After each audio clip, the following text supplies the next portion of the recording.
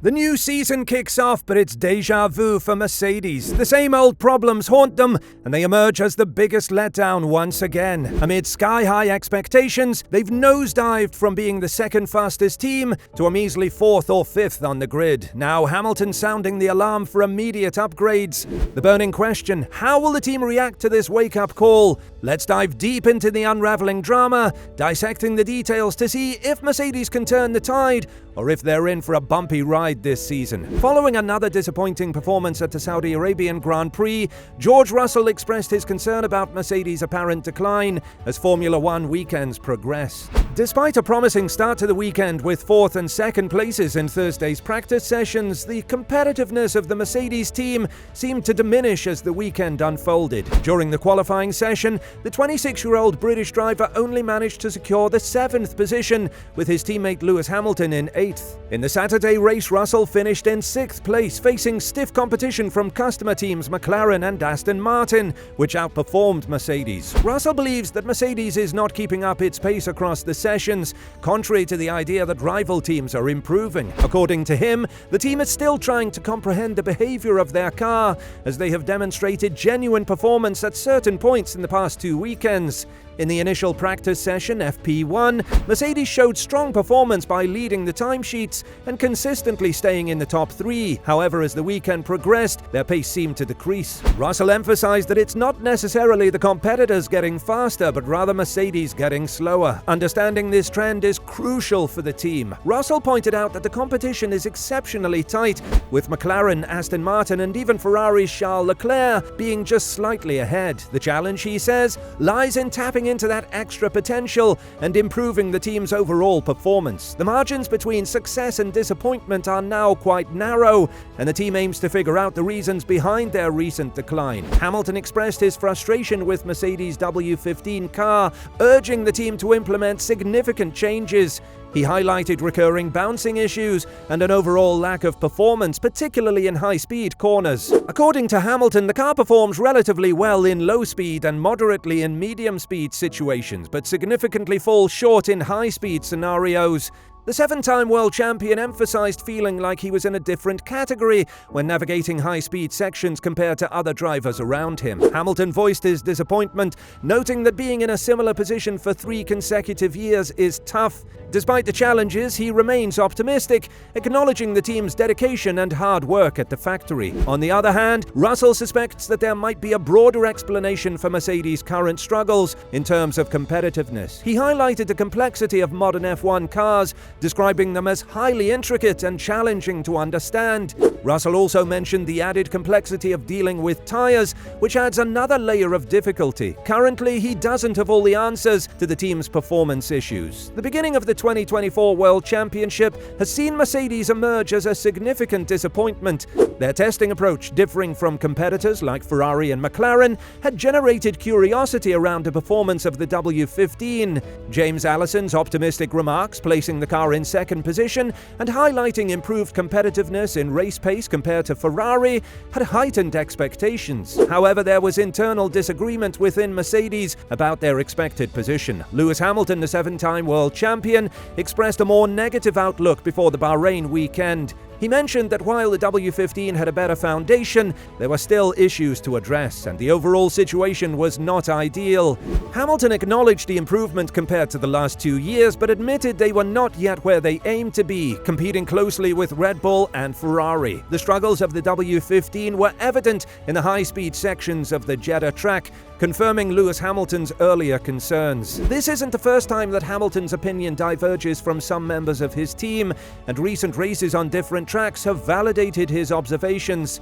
In Bahrain, engine issues hampered both W15s, but in Jeddah there's no valid excuse for a lackluster performance, placing them as the 4th or 5th force behind Red Bull, Ferrari and McLaren, even competing closely with Aston Martin. The comparison with Ferrari firmly holding the 2nd position further emphasizes the challenges faced by the W15. In Jeddah, Charles Leclerc's pace was 0.4 better than the W15, highlighting a significant performance gap. Hamilton explained that while the car performs well at low and medium speeds, it struggles significantly at high speeds, trailing behind competitors. Analyzing the fast sections of Jeddah, the W15 emerged as a low midfield car, lagging behind Ferrari, McLaren, Aston Martin, and notably even the Red Bull RB20. At high speeds, the W15 ranked second to last on the track, only ahead of Haas, and performed similarly to Sauber, falling slightly below Alpine, Racing Bulls, and Williams.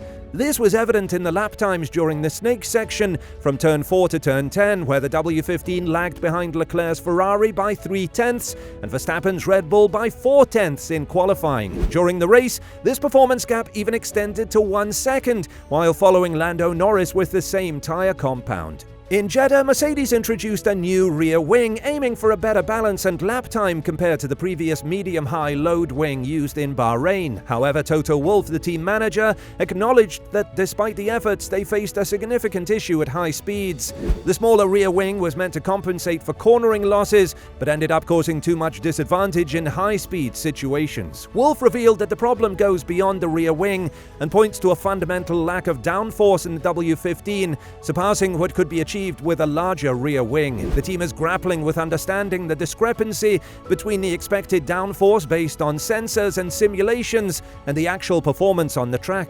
Expressing disappointment but not resignation, Wolff mentioned the possibility of errors in the simulation tools at the factory, leading to rear instabilities that drivers like Russell and Hamilton have to manage during races. While the W15 is an improvement from the previous season, it comes with limitations and a specific way of operating, favoring a lower profile close to the asphalt.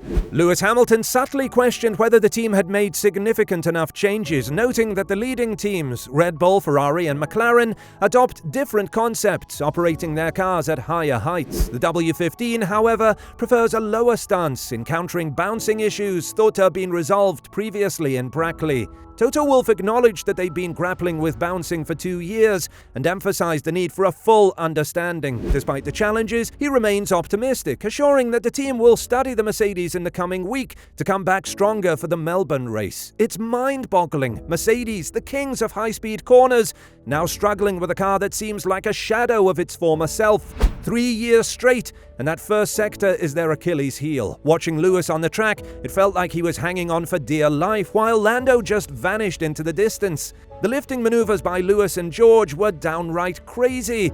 Brace yourselves for Suzuka. There's a legit fear that both Merc cars might get knocked out in Q2. Here's the scoop. Mercedes has been losing top-notch engineering talent to rivals for quite a while. The root of their current misery could trace back to their reliance on hydraulic-actuated suspension until 2020. This system allowed them to run low cars with impeccable anti-dive behavior. But hold on, they switched out of this system in 2021, and that's when the slide began. Anticipating the 2022 regulations, they made the move, knowing the system would get the boot. Mercedes, once pioneers with FRIC and hydraulic-actuated suspension, haven't run a conventional mechanical suspension for ages. Now, with the recent changes, it seems like Mercedes is paying the price. Unlike other teams, their understanding of the forces on their car's suspension is a bit lacking. So whether it's the W13, W14, or now the W15, Mercedes appears stuck in the aftermath of changes they made back in 2021.